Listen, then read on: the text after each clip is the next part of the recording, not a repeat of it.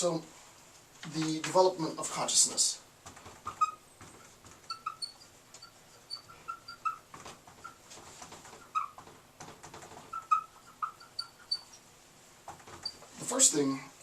The first aspect in the development of consciousness is sensation, the sensual, right?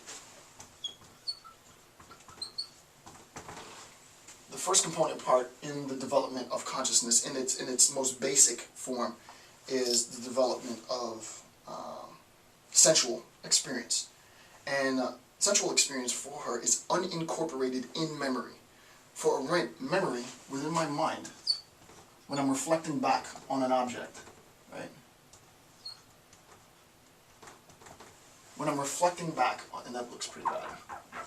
When I'm reflecting back on an object,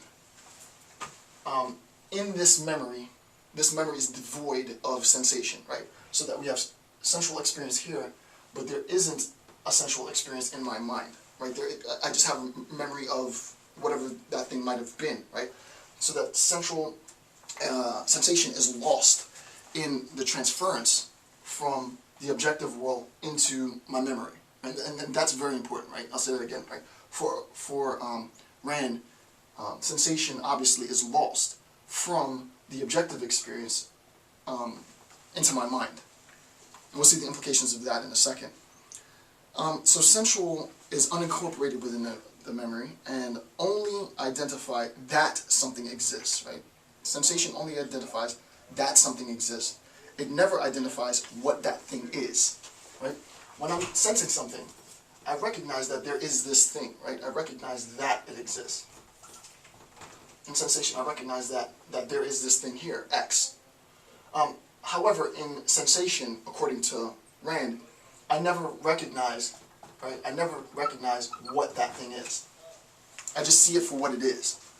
An equivalent, and I don't want to get into too much, but I know a lot of philosophers watch my video, a lot of people who already know sort of Rand on a basic level, or maybe even a very advanced level, recognize that what she's saying here, though she doesn't say it directly, is analogous to Berkeley's direct perception. Berkeley talks about two forms of perception, direct and indirect perception. Direct perception is the immediate sort of reception of sense data. That reception of sense data, I feel the experience, I can sense that experience. However, all I'm seeing is that it is. I don't know what it is. So the example would be a child's first introduction to this character, A. Right? The child doesn't know that this represents A. We have to tell the child that it represents A. We attribute meaning to this thing, and it is only after the attribution of meaning that the child can look at this and say that that's A. Prior to us, before we attributed meaning to this thing A, it was just that image. That's what she's talking about, right? We're at that level of sensual experience. It's just the reception that something is, and that's important, is, right? That this thing exists, not what its existence is, right? Okay. So, next level. Next level is perceptual, right? Next level is perceptual. Next level is perceptual. And the foundational basis for all knowledge, the perceptual, right? And we'll see in a second more detail on this, right? Perception is the foundational basis for all knowledge. Since we're talking about epistemology, and we know that epistemology is a theoretical account of knowledge, the acquisition of knowledge, how we come to learn, what we're going to do for Rand is we're going to see that everything that we learn, everything that we could or can possibly learn, is objectively based, right? That's basically what she's saying, right? All of our knowledge is only valid insofar as it's based within the world. People have misconstrued this, however, to say that Rand only believes in things that exist as visible, and that's false, right? We'll talk about how, in a moment, how this claim is false. Until this point, all we're saying is that perception is the foundation, right? Perception, according to Rand, and she says this herself, this is not me, perception is the foundation for all knowledge, right? For all of our acquisition of knowledge. The last claim is conceptual. The last point is conceptual. And conceptual is the reflection of one's knowledge of precepts. And I'll tell you in a second what precepts are. basically all precepts are bundles of sensation, and I'll explain that in a second, right? So the conceptual is results from my reflection, right?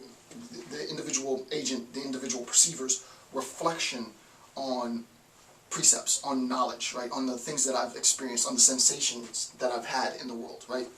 It becomes, if you will, an attempt, the first attempt, and we'll talk about this near the end of this series, the first attempt at organizing my sensations, right? And making units or divisions out of my knowledge, differentiations, if you will.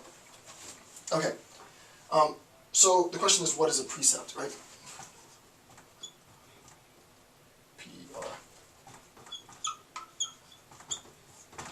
P-E-R-C-E-P-T. The question is, what is a precept? She uses the idea of precept. It has a lot of weight. And what does a precept mean? A precept is a cluster of, as I said, a cluster of sensations that are self-evident. So I might have the sensation red. I might have the sensation circular. I might have the, let's say, just say red circular, right? So I have the sensation of red circular.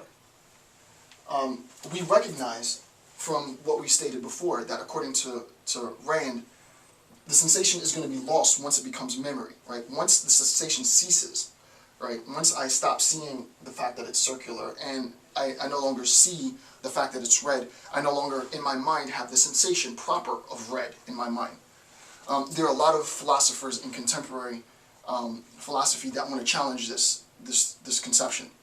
I don't want to get into it too much, but I'll just take a quick tangent just to give you an example. There's a concept in philosophy known as epiphenomenalism, right? And I'm not going to get into it now. Epiphenomenalism is the following. There's a light, a fluorescent light above. And in a Randian sense, I am experiencing this light now. I see this light shining down on me, and it's affecting my eyes. And I look at the light, and I look at the light, and I look at the light. I look off now, and I can still see part of that light. Right? I still see it, and it fades, and now it's gone. But you try it yourself. Go home, look into a light for a while, look off, and you're still going to see that light. But your experience of that light is epiphenomenal, meaning that the source of that light is still a residual, the residual effect that the light initially had on you. Well, for Rand, this idea of precept, that light, that effect, that sensation has been bundled in my mind, right? In my mind, and that there is no longer a source of that light, but that bundle still remains, right? And there's a lot of sort of analysis now into sort of the descriptive or the ontological nature of epiphenomenalism, which is really, really complex. I don't want to get into that, but what is the nature of sort of this residual light, if you will? For an example, what she wants to do, what Arendt wants to do, is she wants to talk about the relationship then between my experience of the world, right? The way that I see the world, the way that I perceive the world, the way that I exist within the world, and the consciousness that I have, right? My understanding of the world. How do I come to understand the world? Is it simply the case that the things before me that I see is all that there is to this experience? And her epistemology is an attempt to find the logic, right, in our act of consciousness, in our act of awareness, and ultimately that act of knowledge, right? It's an epistemology after all.